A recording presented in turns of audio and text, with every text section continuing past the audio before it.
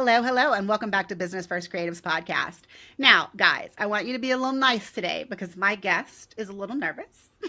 She is not like most of my regular guests. She is one of my previous students in the CRM Blueprint. And I don't even remember at this point what she posted on Instagram, but I was like, oh my God, Erin, do you want to come talk about this on my podcast? You want to come be on my podcast? To which she said yes. And she has already admitted that she's a little nervous, but she trusts me. And so believe me, guys, this is going to be a good conversation. Erin, welcome to Business First Creatives Podcast. Hi, Colie. Thank you so much for having me. It's lovely to have you. I almost feel like we should take a moment of silence to say, Allison, thank you so much for bringing us together. Absolutely. I'm going to link Allison's episode in the show notes, guys. But Allison is one of my OG people. She was one of the beta students in the CRM Blueprint. And she is one of my very first full done for you clients. But Allison and Erin are in the same area in Florida, and they were doing things together. And Allison was on my Instagram Live. That's right, Erin, right? She was on Instagram Live. Yeah. And Erin dropped into my DMs to ask me about what she could do for the systems in her business, which was amazing because, she's grown so much, guys. And we're going to talk about this in that episode. But Erin, let's go all the way back to when you first found me and you first bought my course. What was your business like? Oh my gosh, Colie, it was absolute chaos.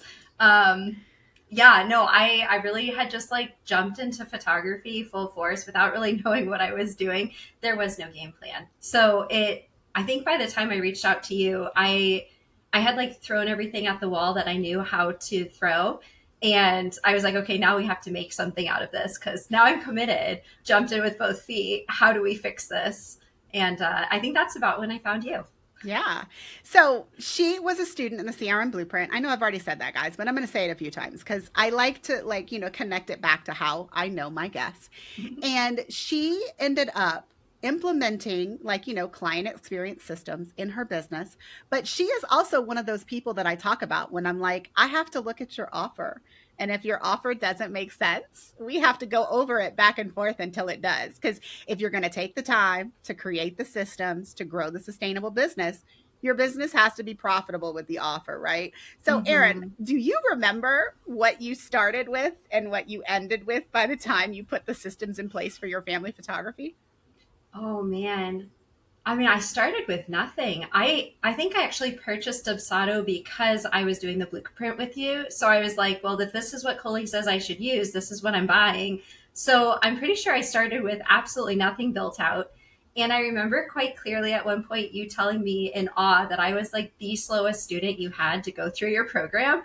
And that's always really stuck with me. But I wear it as a badge of honor now because I'm like, okay, I might be slow, but I'm intentionally methodical. So it's all paying off. I just had to figure out what I was doing because even though you did such a fantastic job of being here's how you're going to do everything, I really didn't have a whole lot fleshed out or thought through, except I'm really having fun.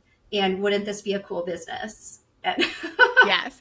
I mean, I vaguely remember that your photography sessions were under 300. Yes, they were. Yes. And right before we made your systems live, we did quite a jump in your prices. I mean, I think it was $200 or $300 for the session. And you were like, Colie, no one's going to pay this. And I was it's true. Listen, yeah. Did people pay it though? They did. So you made me over double my prices. I more than doubled it. And you're like, fine, I'll accept that for now.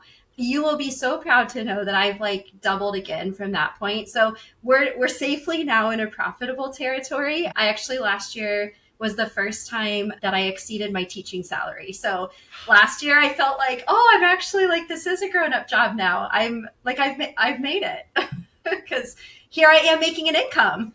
Yes. And Erin, that's quite an accomplishment for you to surpass your teaching salary because way back when you first started, that wasn't even your goal. Your goal was not to get your teaching salary. It was just to make some kind of money from this photography business. And it's something that we hear and that I see so often. And when people ask me about how I priced myself, I'm very honest with people. I'm like, my goal wasn't to replace the money that I was making before because I already made six figures. And with the amount of time that I had still being a full-time parent at home with my daughter, that wasn't going to happen with what I could do. I was like, but all I wanted to do was make sure that for whatever hours I put into the business, I was making the same amount of money as my husband. That was actually all I cared about. It was way less money than he was making, but I was also working way less hours than he was. So, like, Right. that was my goal for years. Yeah. Oh, that's brilliant. No, and I think that's really it, it hits on something that was just very true. When I was starting, my husband's salary covered all of our expenses. I was a stay-at-home mom. I was homeschooling our kids. Still am stay-at-home homeschooling the kids, but now Oh, I run my business, so I'm not sure how to label myself anymore.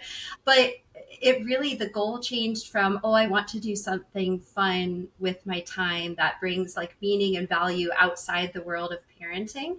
And now it's morphed into very much like the goal is to be able to live out our dreams and our values. And it's just a more concrete, like fleshed out vision for what our future could look like than I started with. And so I think that really helped because it's hard emotionally. It was hard emotionally for me to put a price on what I was offering people because I hadn't experienced paying that myself. So I couldn't fathom why someone would want to hire me or pay me for something that I had never done. Um, and yet, when I took the feels out of it and instead sat down with numbers and like, here's the number of hours I can actually dedicate to this, this is the goal target where if I can bring this much in through my business, that allows our family to have, this set of opportunities that we wouldn't have otherwise. And then you break it down that way, it became so much less emotional and so much more, well, this is just what it has to be. Like, this is my business and this is what it's going to take. So this is what you're going to have to pay. Erin, you sound like such a grown up now. Oh my gosh. And the I funny know. thing is, I hope that everyone listening knows this is not something that you do one time and then it just works. I am personally going through like a revamping of my numbers, if you will. I'm actually in someone's program to go through and like look at my numbers. And the funny thing is, she, I think, is very used to working with people that struggle to look at their numbers and struggle to Mhm. price. And I'm like, no, none of that is my problem. Like, if I'm feeling salty, I will double my prices overnight. Like, I don't do that. I'm good. But Yeah. what was really interesting for me to try to explain to her was when I put in all of our personal expenses and she was like, okay, so this is what you want to make. And I'm like, well, no, like, where can I put in the percentage that I want to be responsible for? I was like, I'm going to put in 50% to be nice, but I don't need to pay 50% of our personal expenses. Like, my husband makes that. So, like, Right. it is a very privileged place to be when you are not the sole breadwinner. But I did want Mhm. to look at the numbers so that I knew, hey, if my husband is suddenly unemployed, what does that look like when I am responsible for everything versus what it looks like for me to pay, like, half, or then for me to pay the percentage that I actually need to pay to make us go forward. But I am so Right. happy that, like, now you're like, these are my numbers so that we can live the life that we want and the values. And Erin, I had no idea that you were still homeschooling your kids. So let's just Yeah. take a minute and go there. So, Oh in boy. any given week, what does your work schedule look like right now? Because when I was homeschooling Chloe, like, we went through a couple different phases. So just like right now, because your kids are, I'm assuming you're schooling them right now. What does an Yes. average week look like for you? Ooh, okay, that's a good question. What I've started leaning on really strongly is time blocks. And I know that's like schedule and maintenance 101, but for me, it was a revelation that you could break your day into pieces and assign tasks to those pieces and go for it. So the overall family life is Monday through Thursday. Half of the day is my work time. The kids have a list of independent tasks, so their chores, their independent learning that I want them to be responsible for. It shouldn't need me. Like right now, this week's been a little crazy because we're trying to get back into the swing of things. And so they're needing me a lot. And I'm like, oh, yeah, this is why it's better not to break our routine because they do know this. They just, all the refreshers. But usually that gives me a few hours, like 3 if I'm lucky, of uninterrupted work time where I can really focus in on whatever the work task is for the day. And then the other half of the day is our lesson time. And so that's when we sit down and we do school together or do, outings or whatever's on the docket. But then to really make it efficient, what I found is Monday through Thursday, I've assigned what the group of tasks are going to be. So I'm not doing a lot of task switching. So I think it was, oh gosh, it must have been a year or two ago. You had a podcast episode all about CEO days and how you should like set admin days on your calendar. So thanks to that episode, my Mondays are my admin day where I do my daydreaming, I plan out my goals, I like check my numbers, whatever is on the docket. And then the rest of the week alternates between like marketing, editing, all the photography-ish stuff that you have to do. And then Fridays, my husband's in charge of everything, house and kids, and I duck out, and that's my big full focus marketing day where I get bigger projects done and can really focus without having to be responsible for other people. And that I think the Fridays have been my game changer once we figured that out. And yeah, he takes that on. And then weekends are pretty much family time. And then if I've got a wedding or a session, obviously that those come on the weekends. But otherwise, yeah. I mean, all of that sounds so amazing. And I'm going to remind people of what my homeschooling journey was, because in a lot of ways, it sounds very similar to Erin's. So first we started with COVID learning, which I don't really think counts, but let's go there.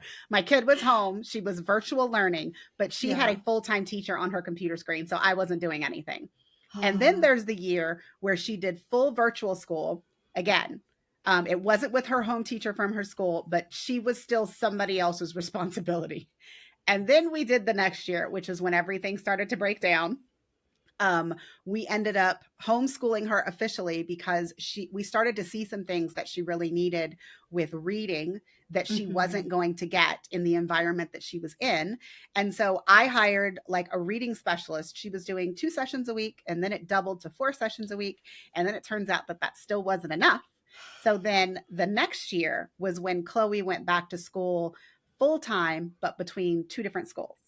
And that was actually the worst year of business for me, because there was no downtime. There was no, hey, Erin, you got 3 hours. Yeah, I didn't get that.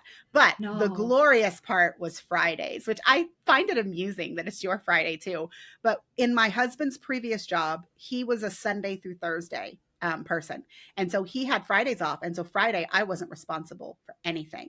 He had to deal with Colie, taking her back and forth between the 2 schools. Like, he was doing all of that. And that was the only day that I could do CRM setups. So if you hired me to do your setup, it happened on a Friday, because it was literally the only day that I had. Yes.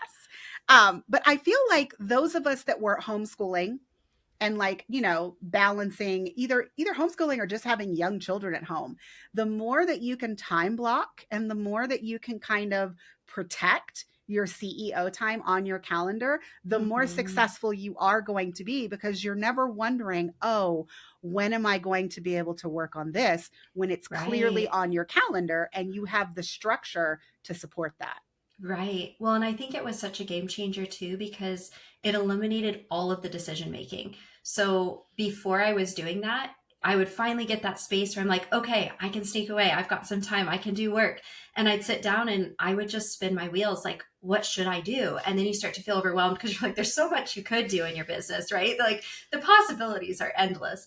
And so having it instead like pre-thought out. So that's actually my Sunday afternoon activity. I like sit down, cup of tea, like I plan out, here's my goals, here's what's going to help me this week to move the needle on them. So then when I sit down the day of, I already decided what I'm going to do. It's just a matter of like, okay, do I want to start with task A or task B? Because they're both going to get done today. So that's made such a big difference too. Just not having the decision fatigue at the front. Any brain power I've got in that moment gets funneled towards whatever the task is. And then it's just been a lot more effective, I think, than what I was doing before. I felt busier before. Like this morning, I finished my stuff and I was like, I guess I don't know what else to do. Like that was it for today. We did it, question mark. But in another way, it's like, well, that's the whole point of business, right? Is I didn't set up this business because I wanted to be busy. Like, I have enough in my plate without having to make up extra things for myself. And that's been a big shift then, is going from the busyness of all you could do to really like, no, this is effective. This is efficient. This is moving my needle. And that's enough. Like it can just be enough. Do you still feel like your business is very seasonal? And I'm asking this because the 2 things that you really photograph are weddings and families. And families, I mean, you're in Florida. Let's actually say this for the listening audience. She's in Florida, guys. So she can literally photograph families year round. Are you photographing? Okay, I try my best not to photograph people here summer through fall Okay. because it's very, very stormy. So, like most days, we're in a rainy season. So it starts in May, it ends at the end of November. For a lot of that, you've got a pop-up thunderstorms all the time. There's always lightning. And I don't do lightning. Rain's fine, lightning, no. And so I find photographing families during this season really stressful because I've got my eye on the like 10 weather apps and I'm trying to make sure nobody's in harm and like this is going to work, or do we need to shuffle our times? So I find, when holiday season starts through spring is really lovely. It's usually dry, it's sunny, it might be a little chilly, but I just throw on a sweater. Okay, full disclaimer, when I say chilly, it's like 60 degrees, maybe it's 70 on the beach. And you're like, ooh, I could, So we're not talking full winter coats. And I understand. I'm actually from up north and I thought it was silly until I stayed here long enough. I swear your blood thins and it's like a thing. It's not uncommon vacationers to come through. And so I'll end up with some throughout the summer and early fall. Most of my local families I photograph, we actually aim for late winter, early spring. Nice. And so I'll do like a little holiday session with them, just complimentary, in November usually, where, we can get them a Christmas card or holiday card, what have you. But then our actual session, it's so much more relaxed if you can push that on in the calendar a little bit and know you're good. And then weddings are the same. So the big wedding season starts in fall, goes through spring. Not often will you find people doing it in summer. And when they do, it's just really hot. Mm-hmm. It's really hot. And you're like, I have no interest in that. I mean, I feel you. When people ask me why I actually don't photograph people outside, I tell them it is my anxiety. Like, I don't like being outside with the elements and having to figure out what I will get. When I am in your house, at least there are walls to cover us. You know what I mean? Like, and I don't care how much light is coming in through your windows. Yeah, it's fine. But when I go outside, it's like, oh, is the sun going to cooperate? Is it going to rain? And here in Colorado, like lots of people will not cancel for rain because it usually only rains for like 10 minutes. And then you have the most beautiful skies outside to take your photos. But I don't like that. Like, that's just not me. Yeah. And I also find it very interesting what you said about you give them the complimentary session in November to get the Christmas card or the holiday card, and then you're photographing them in winter, because that's what I tell a lot of people who live in winter states to do in order to get people to do in-home sessions in winter. Like, give them an outdoor photo in October or November. Yeah. So that they have something for their Christmas card, but make their main session in home in winter, because then you're not worried about the weather and you're not, trying to shove in 100 families in like a 2.5 month period. Because we also don't do fall here. There is no fall. Oh, season. No. Okay. It's like 7 days. And you can never predict when the 7 days of fall will be. Like, literally the leaves turn overnight. Like they're beautiful yellow and then it's all brown and they're all off the trees. Like, you just... Wow. It's so fast. I never would have thought that. But and I think that's brilliant, right? And it's the problem solving about how we can do what we love in the place where we are and not have it just drive us to absolute insanity to manage. I don't know. One of my pet projects lately has been, there's a couple of other places in America that I just adore. Like, I have family or really close friends there, and it's a whole new scenery, right? There's no palm trees and beaches. It's like pine forests or lakefronts or whatever. And so the last year or so, I've been working on building connections there and starting to plan and do more photography there. So I'm hoping to get going for Minnesota weddings in like June when it's really pretty and, everybody's all excited to be there, and it's just a different atmosphere. And I've been doing early fall sessions in Andover up near Boston. Yep. Because again, you've got all the colors and there's pumpkin patches and like all of the fun stuff that we don't have here in Florida that I really, really love, but I can't live there because like we're here. Because like cold, you can't live there. Yeah, right. Because as we've established, my blood is like too thin. I would freeze. So that's been kind of another way too, where I think sometimes we box ourselves in. We're like, oh, this is what I've got. And it's like, well, there's actually a world of possibilities. If you're open to being creative or saying, oh, this appeals to me, I could go do some work here and make this my setup. So I've got some families that it's our annual tradition. I just email them in July and I'm like, here are my fall dates. And they say, okay, we'll see you on this one. Awesome. And that's that. And then it funds my trip to see family and friends. Mm-hmm. And that's convenient.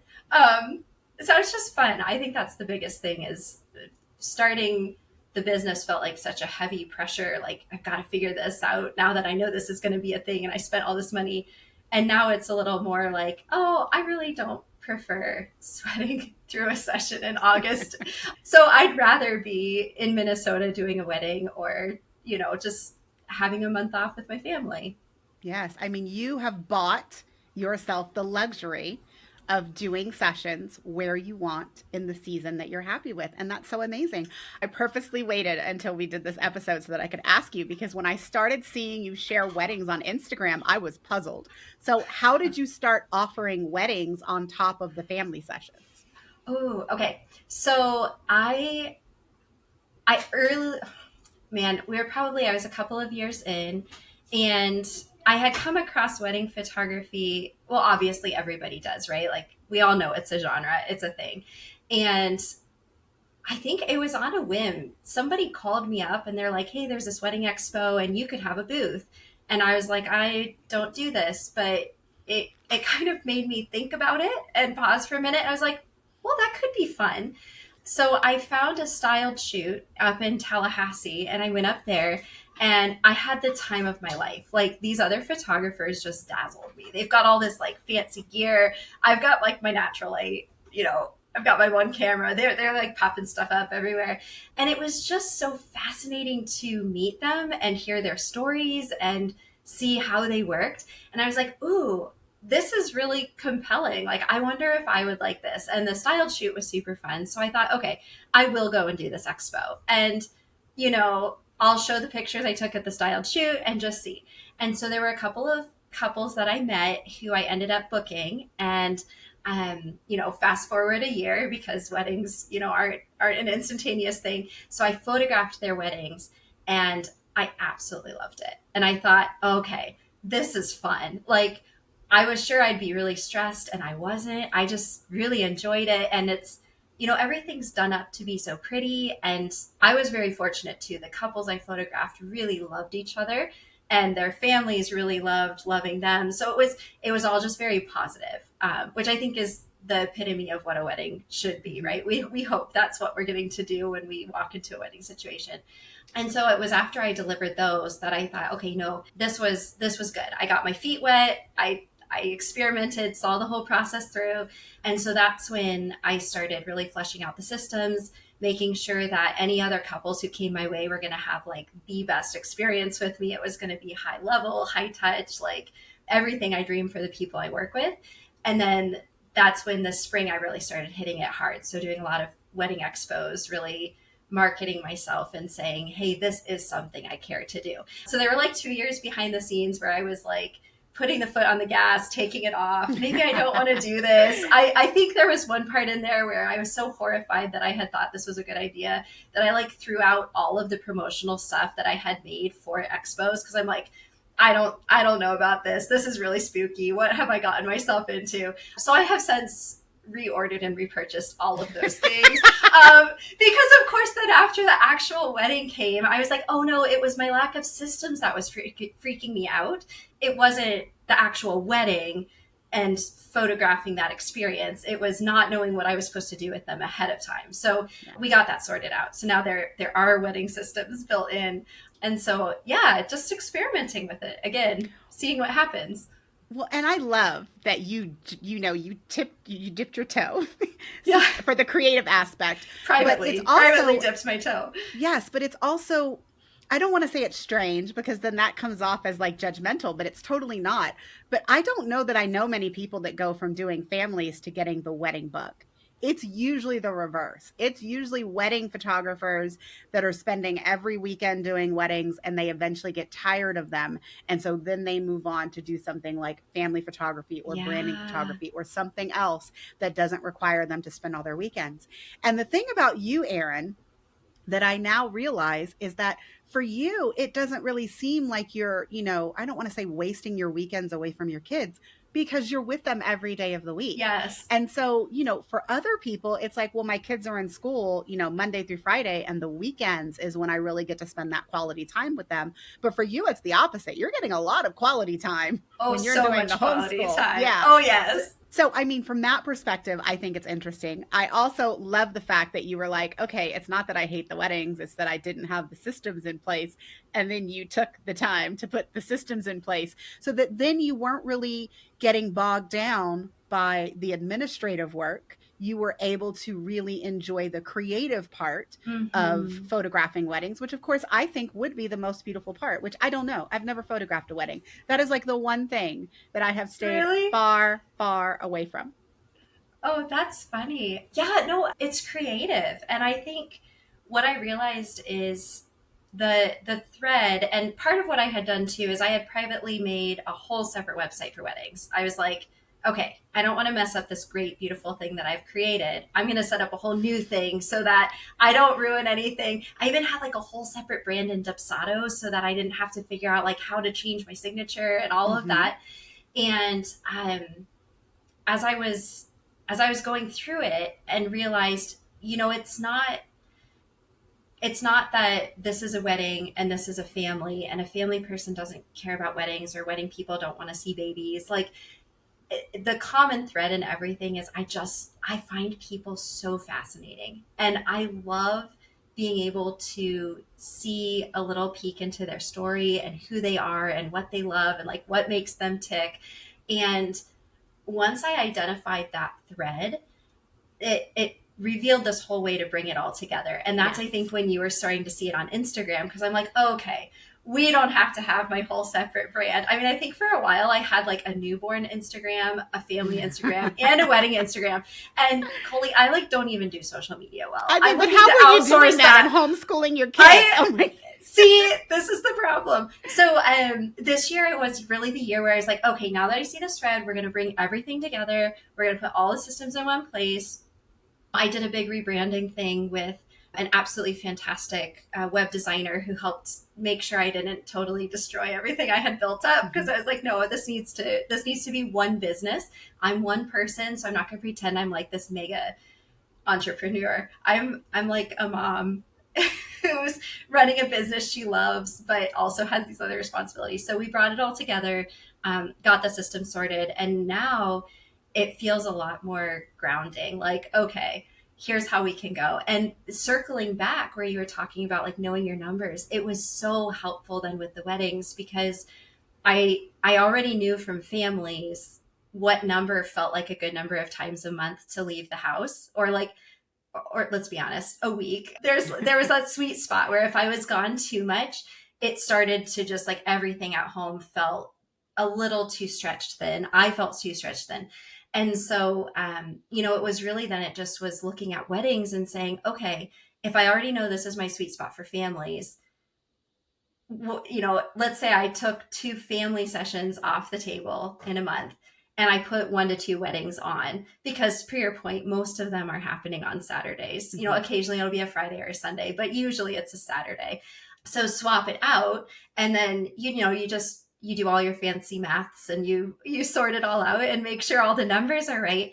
But that felt really empowering too, to know, okay, now this is a vision for what fully booked would look like. This is a vision for what the goal is. I really only want this many wedding clients. And now that means for families and newborns, the goal has changed a little bit back, because I don't want to be gone all the time, mm-hmm. but I do really love my homeschool time not being interrupted. So it's just a way to figure out how to fit the business I love creating into what is my current available time and family life, and yes, bring it all together. You make the business fit in the season of life that you're in. And yes. I find it so fascinating that you were trying to have everything separate and then you decided to put it all together. I honestly feel like the only thing that I'm uncomfortable having on one website is family photography and boudoir. Like, I don't think in my mind that I could ever mix the two, but almost everything else Everything Yes. else, I feel like it can go on one website, and it's just about the thread that you said that you found, and then Mm-hmm. also like the different pieces that you have on the website to make it work. I mean, Yeah. also maybe if you were doing real estate photography, that is just, I don't want to call it sterile. I'm sorry if anybody listening is a real estate photographer, but like that is something else that I would put on like its own Instagram, because there's no emotion in real estate Right. photography. And I feel like all the things that you talked about, weddings, families, newborns, they're all very emotional photography sessions. And so Mm-hmm. I would probably separate it, in that way. But otherwise, I'm happy that you were able to bring everything together and that you felt Yeah. really confident in like setting your goals for each of them to make sure that surpassed your teaching salary. Yay! So, Yes. what's next? What is still troubling you? Are you in a season now of like ease where everything is going good and you are just, going with it? Oh, okay. I wish I could say yes. I was just in a season of ease, but in all fairness, it's my own fault. I'm not. I had another project in mind, so I'm launching into that because in true Erin fashion, I like to throw myself at the inspiration when it strikes. I'm going to backpedal. Before we got on, you asked me if there's anything that has just really led to my ability to grow as a businesswoman, as a photographer. And so there's a group of other photographers that I've actually never met in person, but we've been meeting weekly for the last 2 years. And we call ourselves the Photography Mastermind. We spend like 3 hours together once a week talking all things. Well, now it's personal life too, but it was business and personal life. And meeting with them regularly has really opened my eyes to when I started. And you take all these educators classes, this is how you do it. And it took me some time. I think this is why I was slow in the start. It took me some time to figure out, oh, that really is wonderful for you. I'm so glad that's how you do it. That's not going to work for me. It's not going to work for my stage of life or my interests or my personality or what have you. And so this group of other women has really helped me also become aware of my strengths as a businesswoman. There are things that I didn't know I was so good at until they'd look at me and be like, wow. And then there's other things that I'm like, oh, I am really not top tier at this task, because I watch my friends do it and I think, oh, that's what gifted at that looks like. And I don't have that. And so this year is the year of kind of looking at that and accepting who I am, and without getting too like big about it and like into all the other aspects where it could go. I feel like what I'm trying to do now is take this business that I've envisioned, make it very concrete with the systems, right? So the whole Q1 and Q2 were like making sure my systems were ironed out into the nth degree.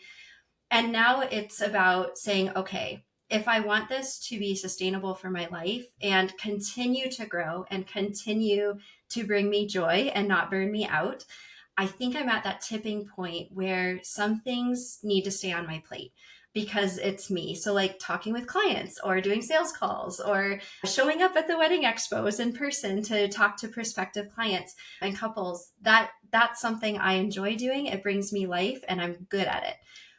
There are other things like social media that I am just really not great at. I don't use it in my personal life. I don't really like being there, but I do know it's important. It's important to build out that brand ecosystem. It's important to be showing up and to show people who you are and what you care about. And like, I wholeheartedly believe all of the things that, everybody says about it. I just also I go to do it and I'm like, oh boy, like all my energy saps out of me. I'm depressed afterwards. I'm unhappy. And so right now, the big project is looking for somebody to hire to bring onto my team to be my first ever employee, which feels like a big grown up responsibility. But I also think very, very much believe that that's the way to grow and take the next step to become the fullest vision of what I'm picturing for myself and for my business. Yeah. So that's the current project, which is a little overwhelming. I have my first interview tomorrow morning, actually, to see if the first candidate is going to be a good fit or not. And I'm sure there's going to be a lot of learning curves with that, with delegating and learning how to communicate. And Mhm. there's a lot of responsibilities. but I also think there's going to be a really good payoff if somebody can help take the tangled mess that is my marketing. And I've got great idea generations. I just don't do them, or not Yes. quickly. I will do them eventually, but I'll be like so far behind that it's not worth playing the game. Erin, that's amazing.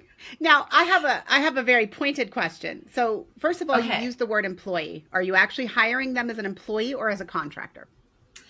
They will be a VA, so they'll be a part-time They'll employee. be okay. And then is this literally the first time that you have outsourced something, or is this just the Yes. first? Okay. Oh, Okay. well, okay, let me backpedal. I earlier this year I did start outsourcing my editing. Okay. So that felt really huge to me because I felt like I should do it. My editor now is fantastic. I just need Good. them That to should make give you sure my, confidence. yeah, I was like, I just need consistency. And then I can go in. I'm spending the same time editing, but now it's leveling up the pictures to the idea that's in my mind instead of spending the whole time trying to get my white balance set Mm-hmm. across an entire session. That's vastly terrible lighting situations I put myself into.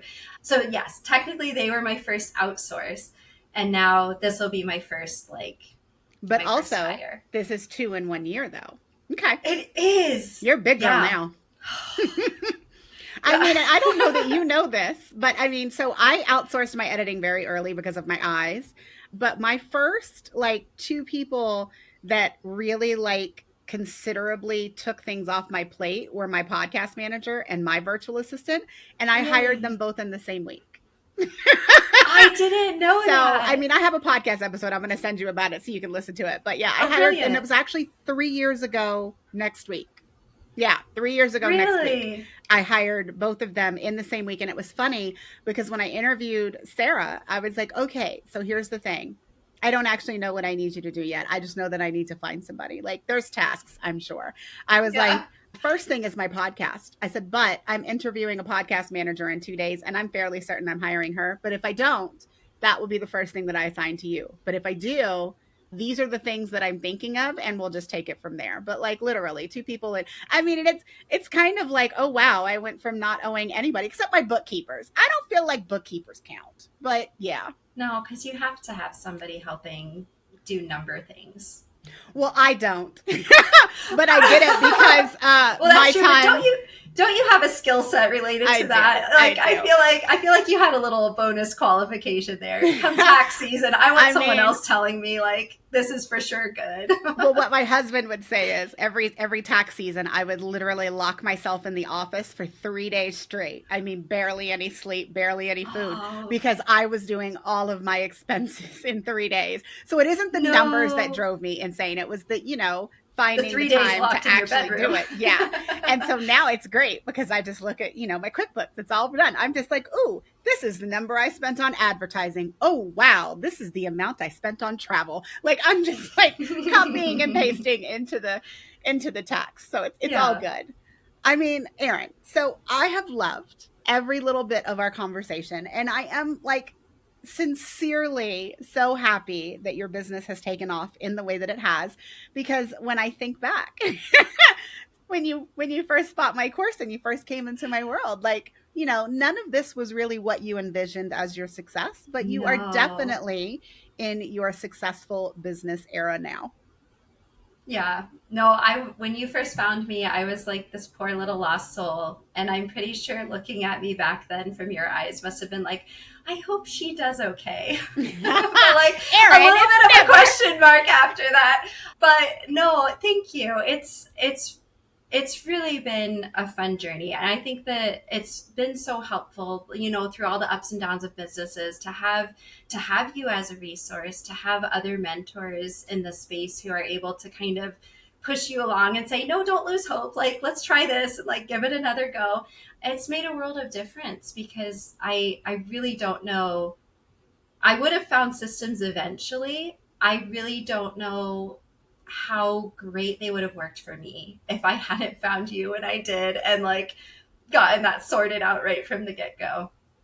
And it's funny because yesterday I did an episode. Well, this is going to be like at least 2 months before this airs. But yesterday I did an episode where I was talking about the fact that you actually don't need systems to make six figures. And of course, I said it very pointedly and I laughed a lot in the episode.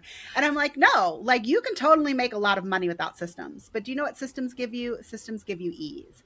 And so Sanity. sanity. So I am really looking forward to sharing this episode because there are a lot of people who think, well, I'm in the beginning stages of my business and I don't quite know where I need it to go and Mm-hmm. I'm not quite charging sustainable prices yet. And Mm-hmm. until I do those things, I don't need systems. And Yeah. yes, guys, you can totally make money as a photographer, as a business owner without like, and when I say CRM, when I say systems right now, I'm talking about CRM systems. But Mm-hmm. the ability that it will give you to grow your business as you go and kind of the confidence that it will give you in charging prices that are appropriate for the service that Mm-hmm. you are selling cannot be underestimated. No. Well, and I really, it felt like such a slow grow for so long. However, all of that work building that foundation by having systems laid out to say, this is the level of client care I want, this is how I actually want my life to look. So let's figure it out now before there's like so much to have to backpedal on or juggle. It didn't feel like a ton of progress at the time, but now this year as I'm looking at hiring help to assist me, and I'm looking at, okay, now we can actually be more outward facing and start marketing. And I probably could have done that part sooner. I might have been making excuses for myself on the marketing front, but when we build that foundation first, I really think it helps our businesses grow more sustainably in the long term, because we're not either going to burn ourselves out like running and being really, I was going to say flashy, but that's not kind, because there's some really cool people who are really good at showing what they do to the outside world. I just, like we've already established, I don't have that skill set. There's some things like that where it's like, okay, it gives you that like quick, oh, maybe that's where my greatest way. It gives you that quick like firework where people see you and are like, oh, you're a thing. And you can maybe pick up some steam with that. For myself, it's brought me a lot of comfort to know, okay, now when people find me, I'm going to be able to stand behind my work, or I'm going to be able to Yes. stand with an experience that backs me up for the numbers that I have set in front of my packages, so that they Mm-hmm. can say, oh no, this was worth it. We're reassured, 100% good choice. And then that starts cycling through and building up really positively. So maybe a long-term slow game, but a end game with a long-term slow in the future. You know what I mean? I actually do, Erin. I do. Like And the that words are failing me. This is why social media posts are hard. It's not going to maybe be that instantaneous result right now, but it will pay off dividends in the long yeah. run. That's where I was going for. Okay, so how are you feeling about the episode now? I think that this was absolutely fantastic. I think that the stories that we have told are amazing. And part of like my goal for this year is to make sure that I am highlighting more like what I would consider to be an everyday photographer instead of those of us that, also do mentoring and education on the side. Like Yeah. I really do want to get back to highlighting like I mean, and it's mostly going to be my students. I'm going to be honest because I know them better than I know anybody else. But Yeah. if Erin's story has excited you, don't worry, I have some more to come. Erin, thank you so much in joining me in this episode. Thank you so much, Colie, for having me. It was an absolute joy. Yeah, everyone, I hope that listening to Erin's story, and I mean, maybe I can even say putting systems first and how it helped her grow her business has maybe given you a little bit of inspiration to take a few hours this week and work on systems yourself. All right, that's it for this episode. See you next time.